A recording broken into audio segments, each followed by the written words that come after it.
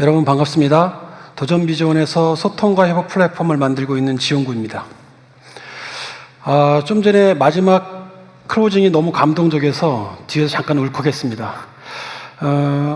이번 세션 주제가 일과 사람이라는 부분들, 어제가 아마 일이었던 것 같고 오늘이 사람인데 사람에 대한 부분의 리더십이 굉장히 중요함을 강조하는 전 강의였던 것 같습니다. 이번 주제가 코로나19 때문에 특별하게 만들어진 세션이라고 하지만 일과 사람이라는 거대한 담론, 일과 기계가 아니라서 참 다행인 것 같습니다. 자, 제 세션은 이 메시지에서 한번 출발해 보려고 합니다. 저에게 가장 영향을 많이 미치는 말이기도 하고 제 행동에 가장 영향을 많이 미치는 말이기도 합니다. 인간이 낼 수 있는 퍼포먼스는 맥스 49%이고 나머지 51%는 흐름이 채운다. 아마 여러분들도 이미 캐치하셨을 것 같은데 여기서 나머지 51%를 연결로 바꾸면 메시지는 다른 효과로 작용합니다. 다시 한번 볼까요? 나머지 51%가 흐름이 채운다라는 부분들을 연결로 바꾸면 우리가 리모트 워크 시대에 어떻게 일을 하면 좋은지에 대한 방법론도 보이고 우리가 일을 대하는 태도에 또 많은 영향을 미칠 거라고 생각됩니다. 이 강렬한 문구를 간단히 줄이면 저 밑에 있는 maximizing potential이라는 단어와 만나게 됩니다. 우리가 최선을 다해서 낼 수 있는 퍼포먼스가 어쩌면 100이라고 생각하면서 살았던 건 아닌가라는 부분들을 코로나19라는 이러한 위기 상황에서 다시 한번 짚어보면 어떨까 생각했습니다. 자, 코로나19는 우리의 달라진 일상이라고 많이 언론에서 보고되고 있고 많은 리포트, 그 다음에 많은 연구도 이루어지고 있는데 사실 리모트 워크라는 부분들에 대한 이 방법론, 재택근무라는 이 방법론이 코로나19하고 상관없이도 일을 잘하는 사람들에게는, 일을 열심히 하는 사람들에게는 그냥 생소한 단어일 뿐이었을지도 모릅니다. 그죠? 일 열심히 하고 일 잘하는 사람이 굳이 리모트 워크라는 개념을 특별하게 생각할까요? 라는 겁니다. 지금 이 시간 강연을 듣고 있는 여러분들 그 자리에서 갑자기 긴급하고 중요한 의사결정을 해야 될 메시지가 날라왔다면 여러분들의 행동은 어떻게 변할 것인가 한번 생각해 보시면 잘 아실 수 있을 것 같습니다. 인간과 인간의 대면적인 관계의 일이 인간과 기술의 공존적인 관계의 일로 좀 더 빨리 진화하고 발전하지 않을까? 저는 이런 생각을 해보았습니다. 우리의 업무 환경은 어떻게 변했나요?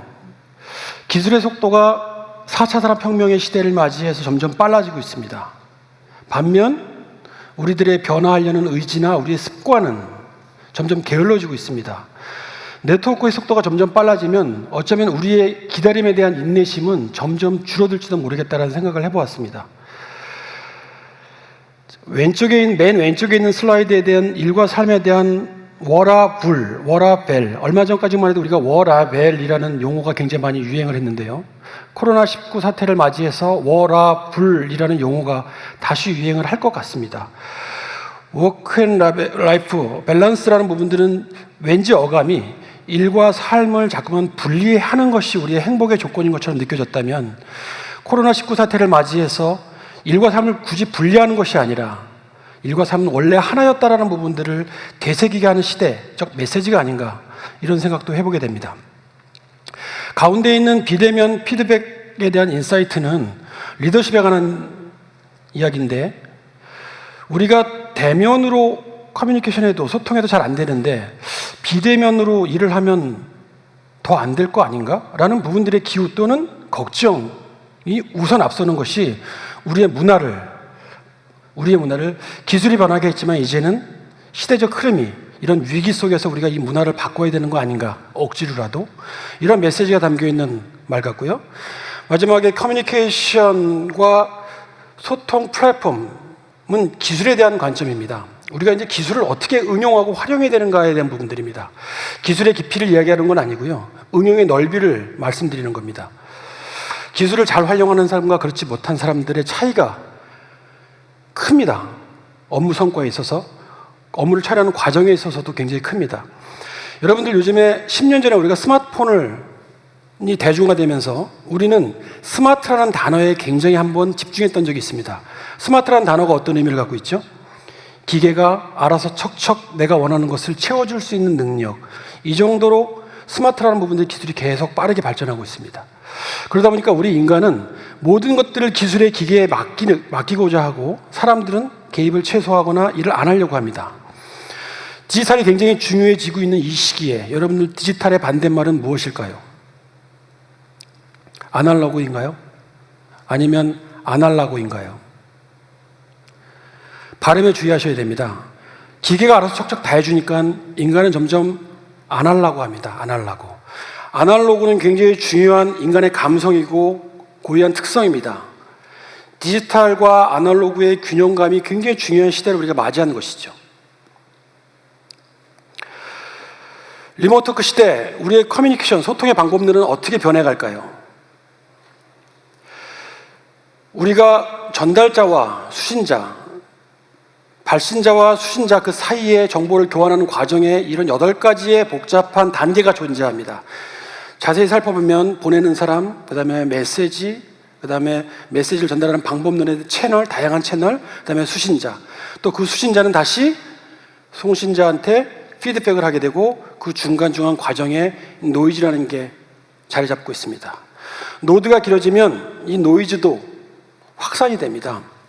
요즘에 우리가 가짜와 진짜를 잘 구분하지 못하고 있지 않습니까? 왜? 정보의 홍수의 시대를 살기 때문에. 그죠?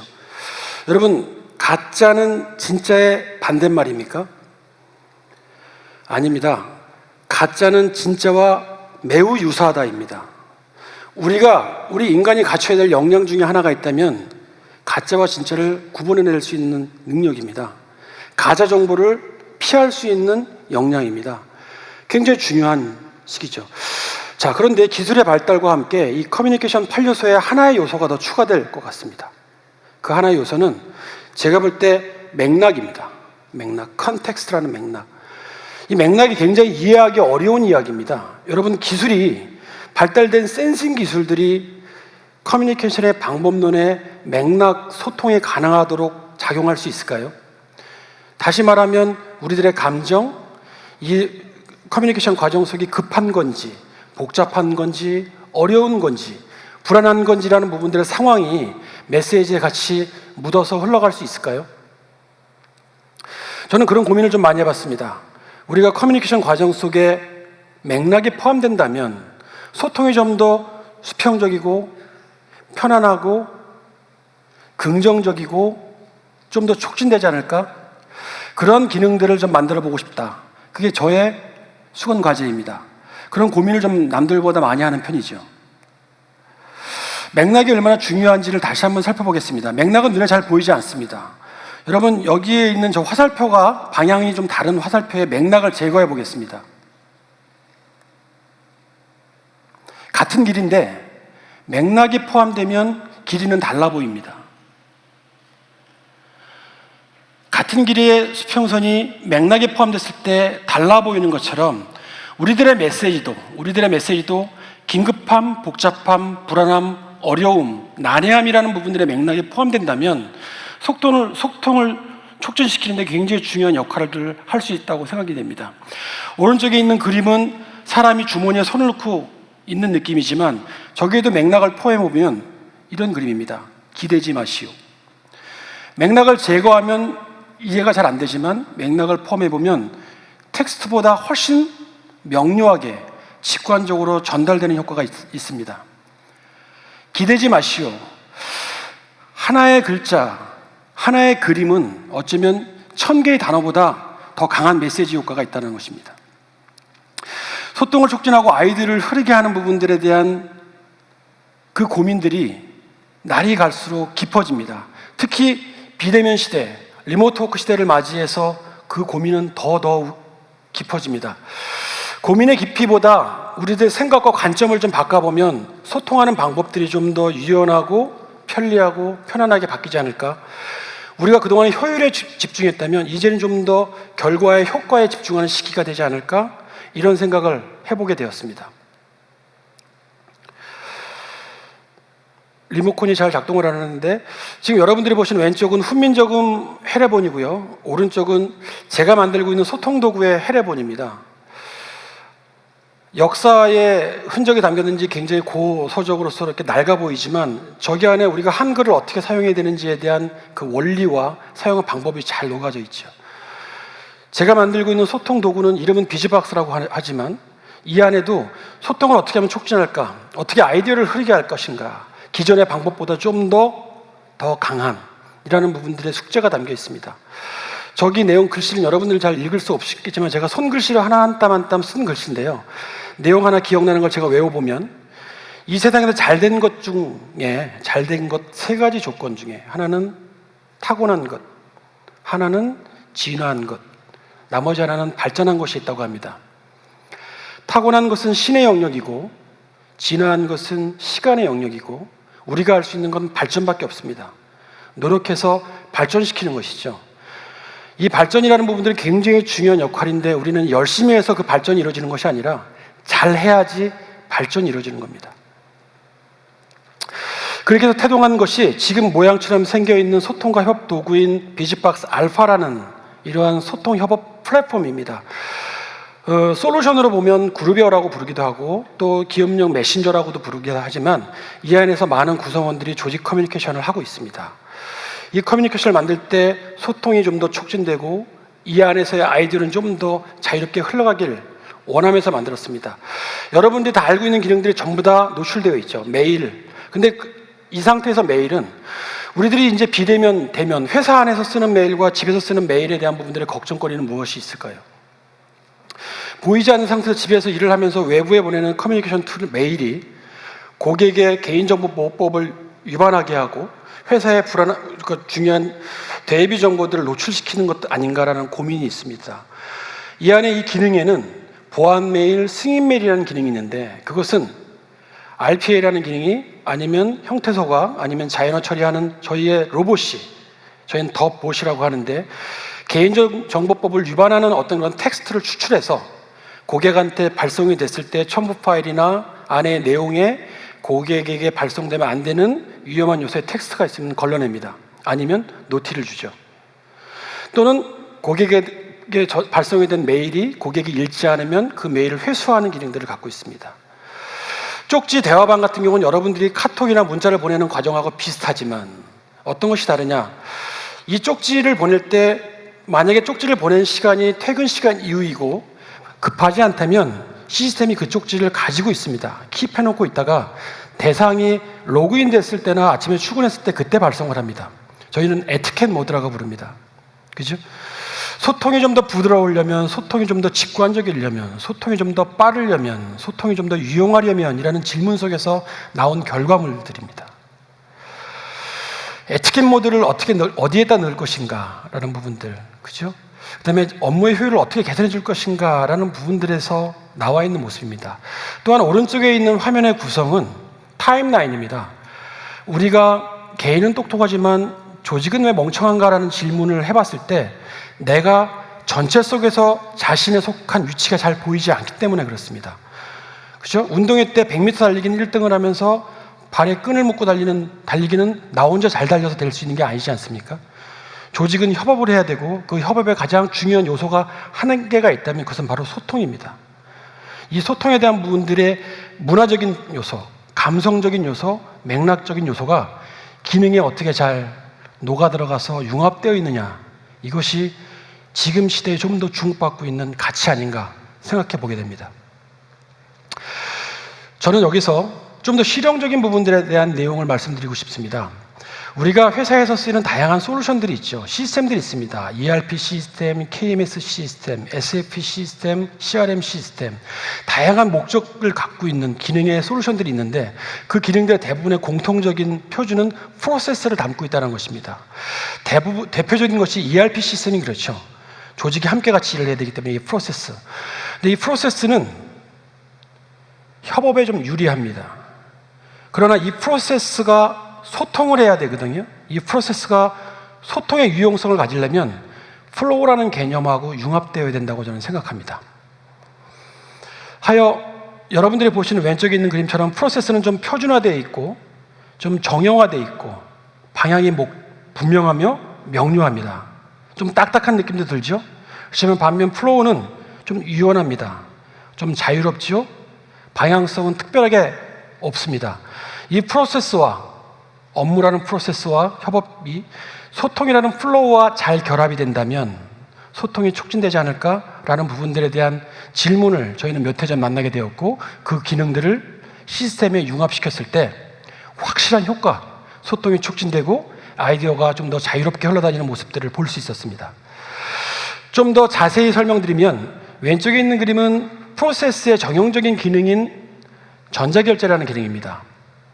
다른 부서들의 R&R이 정의되어 있고 기능별로, 직급별로, 직책별로, 그다음에 업무의 범위별로, 단위별로 다 분리되어 있고, 이 프로세스가 시작 단계에서 최종 의사결정까지 끝나야 되는 과정, 목적을 갖고 있기 때문에 프로세스라고 말씀드립니다. 이 프로세스가 전개되는 동안에, 온라인 또는 오프라인으로 전개되는 동안에 다양한 구성원들이 소통을 합니다. 틀렸어, 문자가 틀렸어, 인원은 좀 더 보강돼야 돼, 아니야, 반려, 이런 여러 가지 과정 속에서 소통의 불편함들이 존재했습니다. 그래서 전자결제라는 프로세스 갖고 소통은 카톡으로, 문자로, 메일로, 쪽지로 따로따로 했던 거죠. 이 기능을 하나로 모아봤습니다. 그 기능을 모아본 영상을 오늘 시간을 좀 아끼기 위해서 동영상에 담아왔습니다. 한번 보시죠.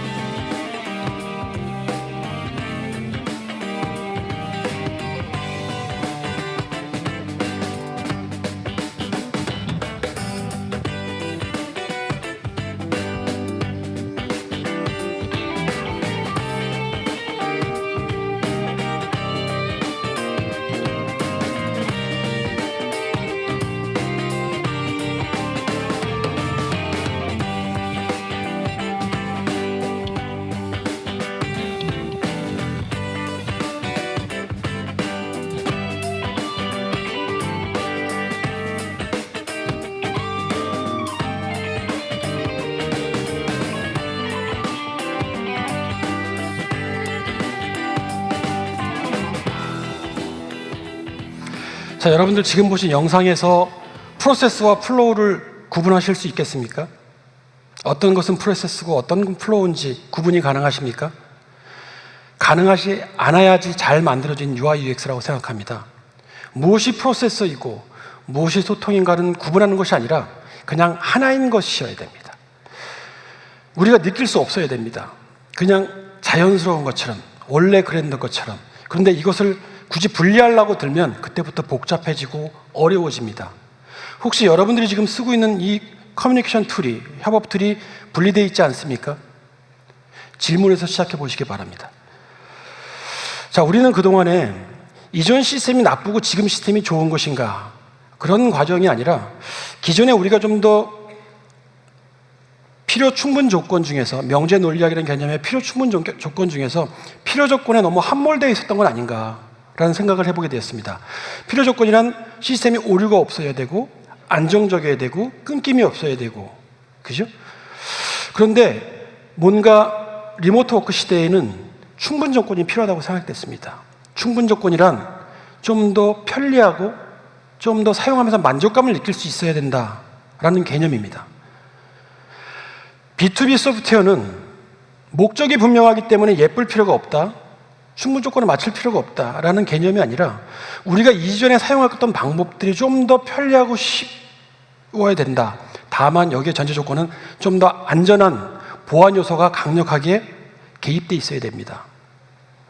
그런 부분들이 되게 중요해서 리모트 워크 시대를 맞이한 소통과 협업은 좀 더 필요 조건에서 충분 조건적으로, 필요 충분 조건으로 바뀌는 것이 필요하지 않을까라는 생각을 해보게 되었습니다. 두 번째 메시지는 우리가 잘하는 것에 집중하고 나머지는 연결하자라는 메시지입니다. 이게 몇 해 전 구글이 일하는 방식이라고 언론에 한번 보도된 적이 있었는데요. 이 메시지는 굉장히 중요하고 굉장히 유용합니다. 또한 매우 실용적입니다. 한번 볼까요? 사업을 확장해 가는데 굉장히 중요한 투 트랙의 전략이 있다고 합니다. 하나는 퍼스트 무버 전략이고 나머지 또 하나는 패스트 팔로우 전략이라고 합니다. 근데 이 잘하는 것에 집중하고 나머지는 연결하라가 이 두 개의 전략과는 너무 잘 맥락이 통합니다. 한번 볼까요? 퍼스트 무버 전략은 새로운 분야를 개척해가는 선도자라는 뜻이죠. 우리가 잘하는 것에 집중하는 겁니다. 우리 도전이 잘하는 것은 프로세스에 강합니다. ERP를 잘 만듭니다. 그죠? 전자결제라는 기능을 잘 만듭니다. 문서 관리 기능들을 잘 만듭니다. 그러면 우리는 거기에 집중합니다. 그래서 저희는 원피스라는 개념, 오피스, 하나에서 모든 문서가 관리되는 원피스라는 개념을 만들고 캘린더라는 부분들의 일정이 공유 일정으로 만드는 개념, 새로운 개념을 정의하고 이런 새로운 개념을 계속 만드는 잘하는 것에 집중하고 나머지 패스트 팔로우 전략은 연결하는 전략입니다. 그 연결하는 전략은 페이스북이, 카톡이, 에버노트가, 원노트가, 트위터가 이미 여러분들이 스마트폰 갖고 익숙해 있는 그 전략들을 유저 인터페이스에 녹이는 것입니다. 남이 잘하는 것을 굳이 내가 더 잘하려고 노력할 필요는 없다는 것이죠. 왜냐하면 기업에서 가장 큰 비용은 시간이기 때문에 그렇습니다. 여러분, 회계의 개념, 돈을 번다는 개념, 기업에서의 개념에서 시간은 가장 큰 비용입니다. 다시 말하면 시간을 돈으로 살 수 있다면 사야 합니다.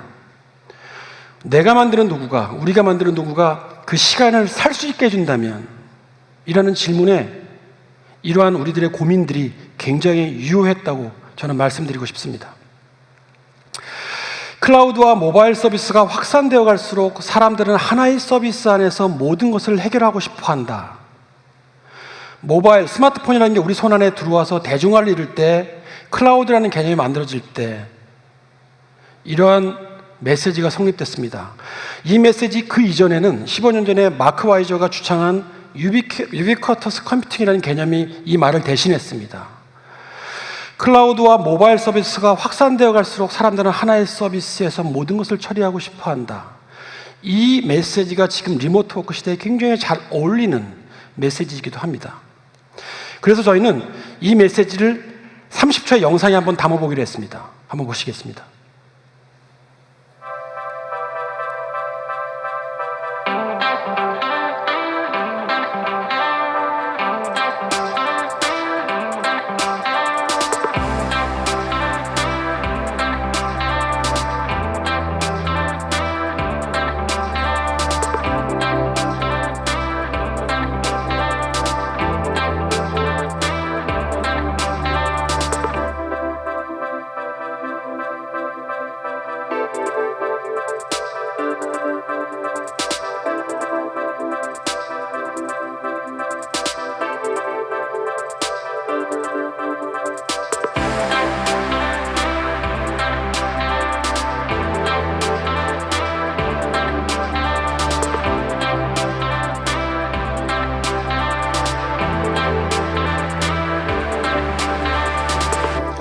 첫 번째 영상이 시작될 때 이 그림이 여러분들이 회사에 나와서 꼭 일을 해야만 되는 이유였다면 마지막 엔딩은 여러분들이 언제 어디서나 리모트 워크가 가능한 부분들에 대한 스토리를 담고 있는 영상 아닐까 갑자기 문득 드는 생각입니다. 하버드에서 만든 영상이라고 합니다. 좀 전에 보여드린 영상의 모티브는 하버드 이노베이션 랩에서 만든 에볼루션 오브 더 데스크라는 부분들에서 제가 힌트를 얻고 모티브 삼아 만든 영상인데 저는 영상이 디자이너, 기획자, 설계자, 프로그래머, 사업자 모두가 하나의 목표를 갖고 전체적인 그림을 하나로 봐야 되기 굉장히 중요한 그림이었기 때문에 저는 영상을 한번 만들어 본 것입니다. 우리는 IT의 강국입니다. 그렇지만 ICT의 강국이냐라는 질문에는 한 번쯤 다시 생각해 봐야 될 필요가 있습니다. 정보통신 기술이라는 그 C라는 통신의 그 개념이 이제는 커넥트, 이제는 컨버전스, 융합과 연결이라는 가치로 재해석되어야 될 필요성이 절실하게 필요해지는 시기입니다. 우리는 이런 문화를 갖고 있는데 이 문화는 DJ DOC는 노래하고 더존 DOC는 혁신한다라는 부분들의 메시지가 저희 회사의 슬로건입니다. 문서를 만드는 이유는 커뮤니케이션을 하기 위함입니다. 그죠? 근데 이 문서를 만드는 방법론은 우리는 어쩌면 워드 프로세서라는 개념이 처음에 만들어졌을 때 그 개념 그대로 우리가 사용하고 있지는 않은가라는 질문을 통해서 저희는 구글 덕스와 같은 웹 오피스를 새롭게 만들게 됐는데, 그것은 오피스 회사들과 경쟁하기 위해서 만든 것이 아니라 우리는 소통을 좀 더 촉진하고 아이디어를 흐르게 하고 업무를 좀 더 효율적으로 하고 싶어서 만든 개념입니다. 마이크로소프트나 아레한글 같은 이미 잘하고 있는 문서 작성기 회사와 경쟁하기 위해서 만든 개념이 아닙니다. 문서를 만들게 된 것은 커뮤니케이션이 목적이기 때문에 메일을 열고 첨부 파일을 열고 그 첨부 파일을 파일로 끌어당겨서 첨부하고 다시 보내고 틀렸으면 다시 다운받아서 수정하고, 이런 과정들을 한 방에 한 번에 줄이고 싶었고 하나의 서비스 안에서 만들고 싶었기 때문입니다. 어떻게 동작하는지 잠깐 보여주시겠습니다.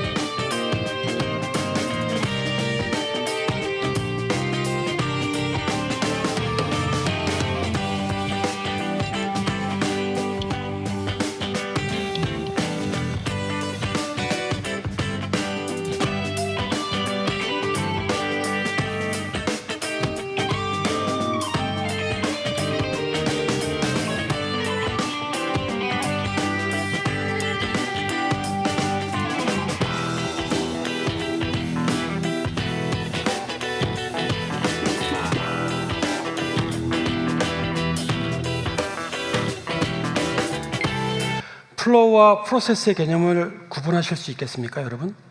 어떤 게 워드 프로세스고, 어떤 게 전자결제고, 어떤 게 기획 문서인지, 어떤 게 카톡인지, 어떤 게 문자 메시지인지, 어떤 게 메일인지 보이십니까?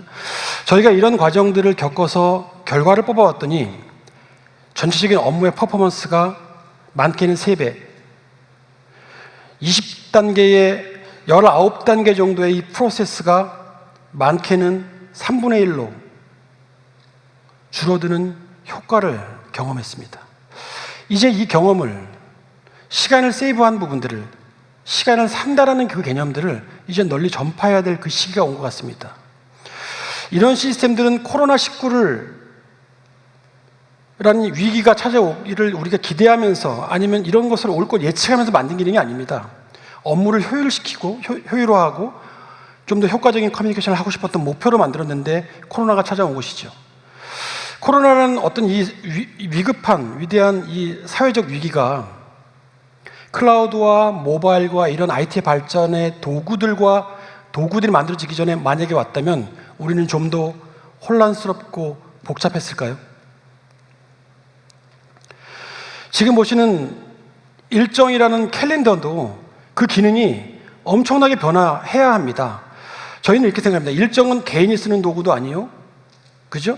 미래에 대한 계획을 등록하는 단순한 캘린더의 역할 아니요, 우리가 시스템과 인터페이스에 해야 할 최고의 소통 도구다라는 개념입니다.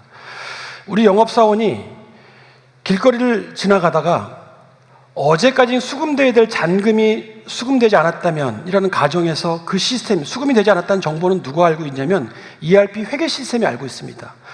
ERP 회계 시스템이 어저께까지 들어와야 될 잔금이 수금되지 않았다면 그 담당자의 일정 캘린더에 어저께까지 들어오기로 했던 잔금이 수금되지 않았습니다라고 꽂아줍니다. 등록해줍니다. 우리 전체 회식 품위가 종결되었습니다라고 그 사람의 일정에 등록해줍니다. 커뮤니케이션은 비대면도 대면도 사람과 사람끼리만 하는 것이 아니라 기계와 사람끼리도 얼마든지 효율적으로 해나갈 수 있는 것이다 라는 것을 알게 되는 과정입니다. 우리가 인간다움과는 거리가 좀 먼 속도, 편의, 효율에 집착하고 있기 때문에 디지털 혁신은 계속됩니다 라는 부분들의 이 위대한 메시지를 리차드 왓슨이라는 미래학자가 했다고 하는데요. 이 세 가지 속성은 불가역성입니다. 한 번 경험하면 뒤로 가기 싫어하는 속성입니다. 이 경험에 우리가 집중해야 합니다. 우리는 모두 속에서 나를 볼 수 있어야 됩니다. 그게 굉장히 중요한 커뮤니케이션의 명확성, 커뮤니케이션의 속도입니다. 조직이 나를 중심으로 어떻게 연결되어져 있는지를 우리가 알 수 있다면 개인의 그 똑똑함이 전체 조직의 지혜와 지식으로 발전할 수 있을 거라 저는 그렇게 생각합니다. 자, 오늘 리모트 워크라는 이 주제, 1과 3이라는 거대한 담론의 주제가 사람과 사람은 상생이 답이고 사람과 기술 또는 사람과 기계는 공존이 답이다라는 부분들에 대한 개념을 좀 더 일깨워주는 것 같습니다. 코로나19가 분명히 지금한테는 위기이지만 이게 조만간 우리에게 위대한 기회란 뜻으로 바뀔 날을 기대하면서 제 발표를 마치도록 하겠습니다. 감사합니다.